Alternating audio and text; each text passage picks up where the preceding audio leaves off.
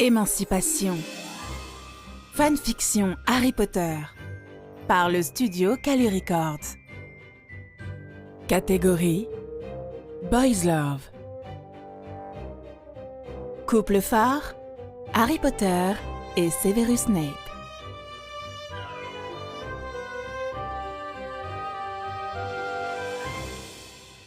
Chapitre 17. Comme toujours, dimanche est arrivé à un rythme tranquille. Severus a terminé de noter ses copies et développer ses photos, les triant, faute de mieux à faire. S'il regarde les dernières semaines qui viennent de se passer, il est plutôt content des progrès réalisés. Finalement, sa vie a pris une meilleure tournure. Après 36 ans de crainte, de douleur et de misère, eh bien, il était temps. Il prend entre ses mains une photo de lui, à côté de la statue de Salazar, Serpentard, les bras croisés et les yeux fixés sur l'appareil photo. Il ne peut s'empêcher de sourire. Potter a insisté pour la prendre, comme une preuve que Severus était bien là, pour de vrai. Sinon, personne ne le croirait. Il ricane un instant, comme si déjà il allait en parler à quelqu'un. À bien y réfléchir, peut-être à Draco, un de ces jours. Potter. Un nouveau développement s'est fait jour lors de ce trimestre. Il n'est pas encore convaincu de ce qu'il pourrait bien en faire. Son jeune maître semble arborer des sentiments à son égard, et il n'arrive pas à savoir si ce sont les hormones ou quelque chose de plus tangible. Severus a remarqué la présence d'un petit quelque chose dans ses yeux à chaque fois qu'il le regarde, avec ses boucliers d'occlumency baissés. Après avoir enseigné pendant 16 ans dans une école pleine d'adolescents en pleine crise hormonale, il l'a reconnu immédiatement. Il est vrai que contrairement à quasiment tous ses plus jeunes collègues professeurs, il n'a jamais vu ce regard particulier dirigé sur sa personne, pas une fois au cours de sa carrière. Ça doit forcément être provoqué par les hormones. Il doit concéder qu'il est flatté, incertain et confus, mais flatté. Même en dehors de l'école, il peut compter sur les doigts d'une main les fois où une personne lui a montré une sorte d'admiration. Toujours des collègues mange-morts et toujours suite à un raid particulièrement sanglant. Par conséquent, nul besoin d'en être fier. Il a fini par accepter, il y a très longtemps, qu'il n'était pas désirable. Mis à part son brillant cursus, il n'a rien d'intéressant à offrir pour compenser son apparence et son caractère. Pas d'argent, aucune influence, et bien qu'il soit de sang pur et responsable de maison, aucun statut social. Il est un sorcier puissant, même s'il s'évertue à ne pas le montrer. Aussi, il ne comprend pas comment quelqu'un peut développer des sentiments pour lui. Qui plus est, un adolescent, et pire encore, Harry James Potter, le garçon qui a survécu, l'héritier des maisons Black et Potter. Pourtant, les faits parlent d'eux-mêmes. Potter lui fait du rentre-dedans, subtilement et discrètement. En ça, il le félicite. Mais surtout sans cesse. Le pire, c'est de réaliser que le décourager ne fait pas partie des options qu'envisage Severus. Que peut-il dire ?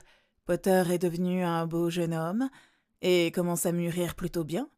En plus, bien qu'il tienne encore beaucoup de son père, ce n'est plus sa copie carbone. La question reste donc, est-ce qu'il va l'encourager ou va-t-il continuer à prétendre qu'il n'a pas remarqué ? En réalité, Severus est terrifié. Pas des conséquences, bien sûr. Avoir une relation interdite avec l'élu juste sous le nez de Dumbledore rend la chose d'autant plus attirante. Non, c'est plutôt l'hypothèse raisonnable qu'avec la majeure partie de la population de Poudlard à ses pieds, Harry a dû en essayer une part équitable. Severus, en revanche, est un territoire totalement vierge. Il possède quelques connaissances, bien sûr, mais la seule véritable expérience s'est résumée à un baiser avec un cerf d'aigle à qui on avait sûrement lancé un défi au cours de leur 6e année. Et le pire, c'est que Black en a été le témoin, puisqu'il se trouvait à passer dans cette allée particulière de la bibliothèque à ce moment-là. Autrement dit, ça s'est répandu comme une traînée de poudre dans toute l'école. Tous les deux ont été la cible des railleries pendant des mois, et après ça, tout le monde a compris qu'il valait mieux ne pas s'impliquer avec lui. Il soupire en rassemblant les photos et les met dans une enveloppe scellée et cachée aux yeux de tous. Tonks lui a un jour demandé pourquoi il détestait Black avec autant de véhémence. Honnêtement, il aurait été plus facile de lui donner les raisons pour lesquelles il ne le détestait pas. Il va devoir se plonger dans ses livres pour se remettre en tête les techniques et attendre simplement de voir ce que Potter fera. De toute façon, il ne devrait pas y mettre autant d'espoir, de peur que cela n'aboutisse à rien. Le jeune homme reviendra à la raison et tournera son attention vers un parti plus adéquat. Ce n'est pas à lui de faire des avances à son maître, sans compter à un homme tellement au-dessus de lui. Ce d'autant qu'être considéré comme celui qui réchauffe régulièrement son lit pourrait le propulser dans des cercles de la société qu'il n'aurait jamais rêvé d'approcher.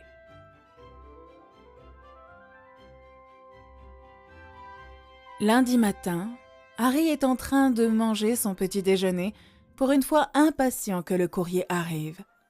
Le visage de Dumbledore n'est pas le seul qu'il veut voir, puisqu'il n'a pas encore informé ses amis de son petit coup.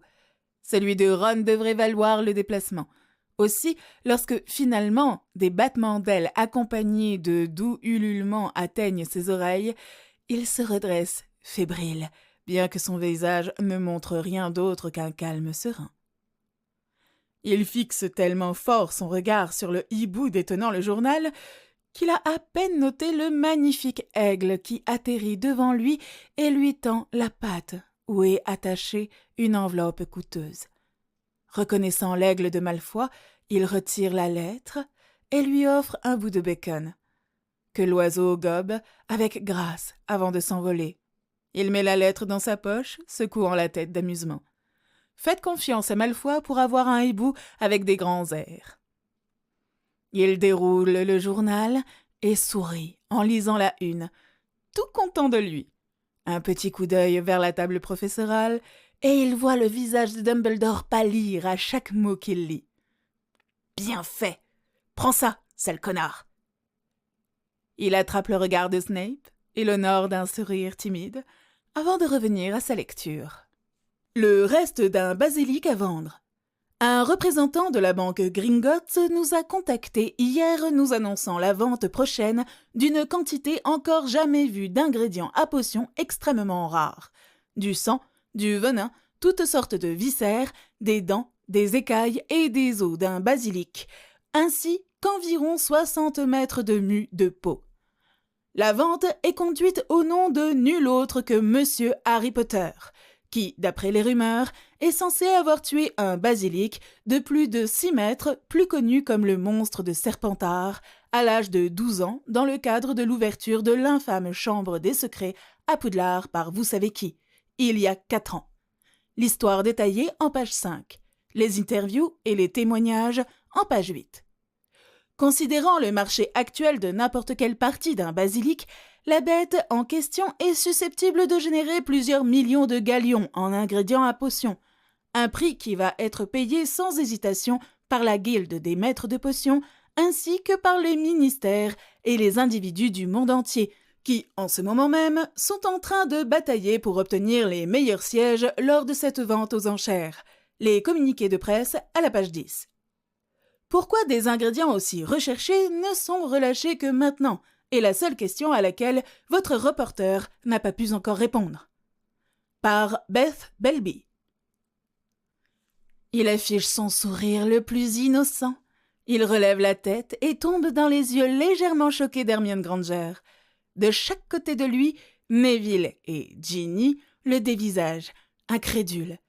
Ses camarades de Gryffondor, tout comme le reste de la salle à l'exception de Ron qui semble ruminer en silence sa jalousie, sont en train de chuchoter entre eux et pointent des doigts dans sa direction. Neville est le premier à recouvrer ses sens. Il jette un œil à la table principale et voit le visage sombre de Dumbledore. Il se tourne vers Harry, les lèvres pincées en un fin sourire. « Mon ami, tu es un serpent comme j'en ai rarement vu. » Harry soupire et hoche la tête en faisant semblant d'avoir honte.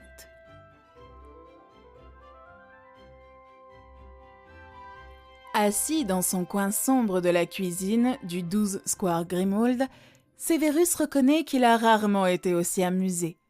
Il observe ses collègues membres glousser avec excitation, tandis que Dumbledore essaie tant bien que mal de partager leur enthousiasme. Et c'est un répit agréable après les divagations incessantes de Slughorn depuis l'article d'hier. Ils sont fermement persuadés que cet argent va être donné à l'ordre, et c'est tellement hilarant. Il attend avec impatience de savoir comment Dumbledore va se sortir de cette situation. Se rendre compte qu'il ne contrôle pas le garçon qui a survécu est effectivement un coup dur porté à son image. Au bout du compte, après que les derniers membres soient arrivés avec retard, Dumbledore se rappelle à l'ordre et s'assoit. Après avoir été bombardé de hiboux hier matin, j'ai décidé de vous réunir pour que l'on aborde les nouvelles qui, à l'évidence, gênent certains d'entre vous. Il sourit avec bienveillance face à leur rire, avant de devenir subitement grave. On m'a demandé de façon explicite à quoi serviraient les fonds obtenus de la vente aux enchères. Cependant, ce n'est pas à moi de répondre à cette question. La confusion sur leur visage le met au bord de l'explosion. Si Severus n'était pas doté d'une telle force de caractère, il se roulerait déjà par terre. Il adore ce garçon. Dumbledore soupire avant de donner des explications. Les morceaux du basilic appartiennent à Harry. Par conséquent, c'est à lui que revient de dépenser comme il le souhaite tout l'argent acquis de cette vente. Mais une seule voix, venant d'il ne sait où, initie le processus que Severus aime à appeler « mettre les pieds dans le plat ». Ne fait-il pas toujours ce que vous lui demandez ? Il pousse un soupir dédaigneux, sans chercher à cacher son mépris. Dumbledore l'honore d'un regard sévère, sans pour autant émettre le moindre commentaire, plus attaché qu'il est à la répondre à la question. Pour ce qui touche à sa sécurité et son bien-être, oui, mais n'étant ni son tuteur ni de sa famille, ce n'est pas à moi de lui dire comment dépenser son argent. Enfin, vous le réalisez. Ça vous a pris un sacré bout de temps. Quel amusement! Ça va être de vous voir vous mettre en quatre pour gagner ses faveurs. Et tout ça en vain.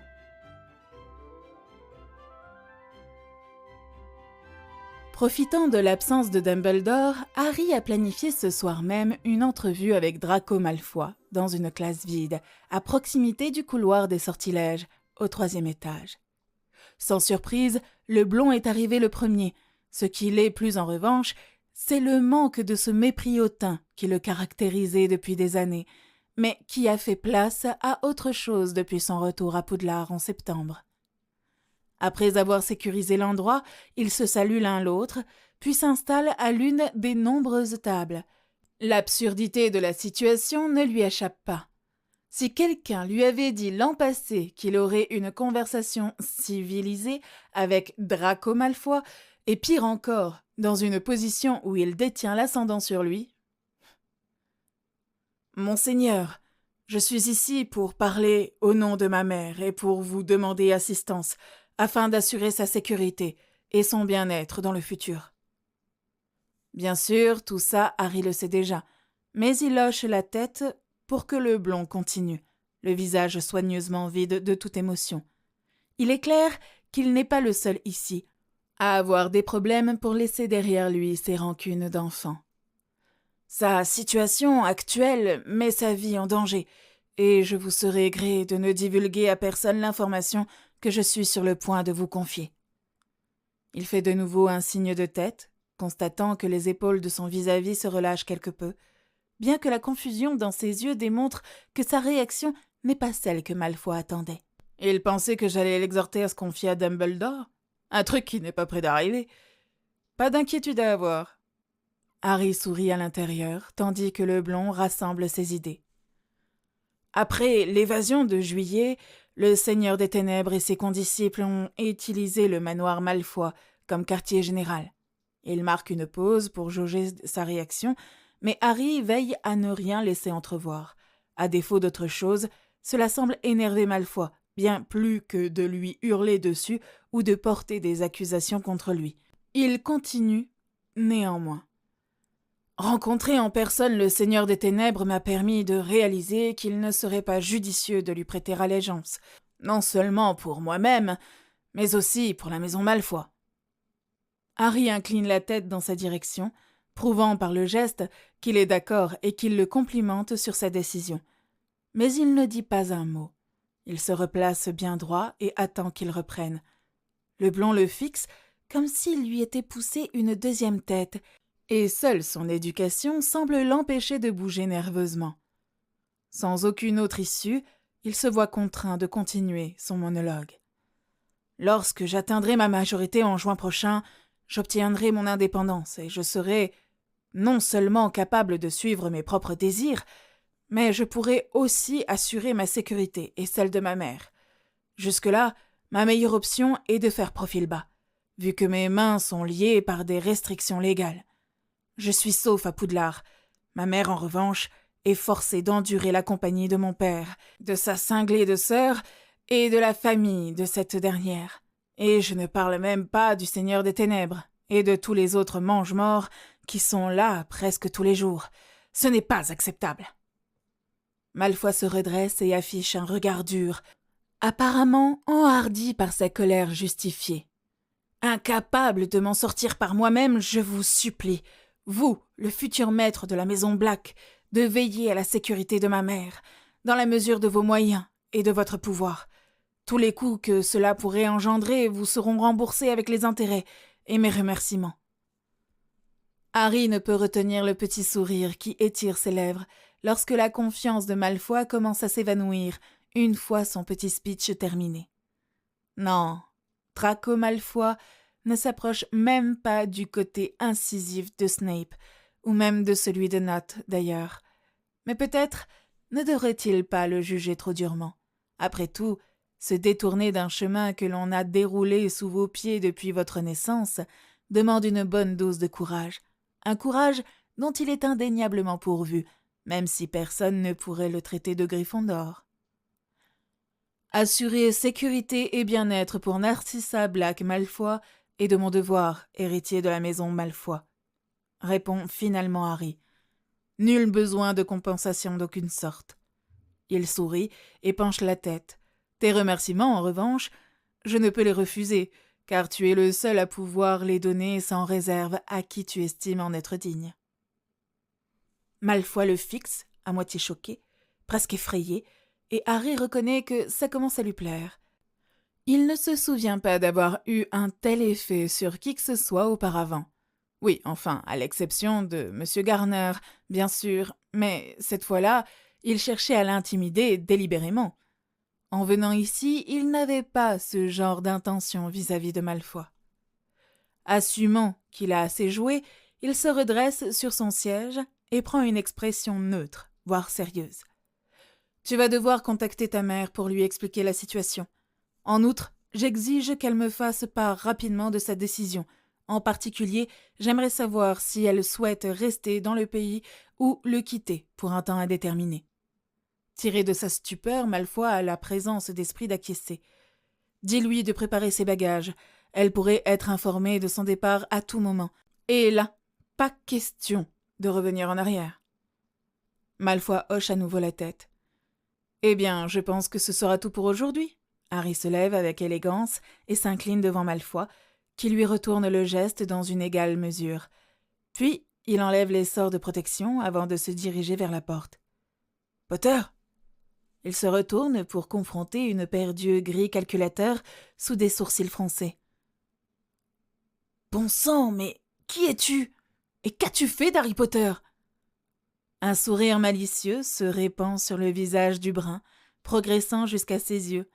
« Le Golden Boy de Gryffondor, tu veux dire? Je crains qu'il ne soit mort. Je suis celui qui est né de ses cendres. » L'instant d'après, il a franchi la porte et longe le couloir. Se faisant gloire, de l'expression troublée sur le visage de Malfoy. Albus Dumbledore se baisse avec précaution sur son fauteuil dans son bureau. Puis il lâche un profond soupir. Il se fait trop vieux pour tout ça. La soirée a été très longue et il est loin d'être satisfait du résultat, même s'il est à peu près parvenu à contenir les dégâts. Foutu gamin! Il ne l'a pas vu venir. Comment l'aurait-il pu, sachant que Ronald lui avait certifié qu'Harry n'avait aucune connaissance du monde magique? D'un autre côté, le désarroi de Rémus aurait dû lui mettre la puce à l'oreille. De ça, il en est désormais convaincu. Évidemment, le garçon n'a jamais laissé supposer en sa présence qu'il ne connaissait rien, auquel cas il n'aurait pas été aussi surpris face à ces questions. Par tous les enfers! Comment ai-je pu me tromper à ce point? À quel moment est-ce que ça a pu mal tourner? Ses sourcils broussailleux se lèvent brusquement. Peut-être que Miss Granger pourrait l'éclairer à ce sujet. Au moins, il aura certainement la réponse à sa dernière question. Vous venez d'écouter Émancipation, une fanfiction Harry Potter, par les studios Calu Records. N'hésitez pas à consulter la suite. À très bientôt dans le prochain chapitre.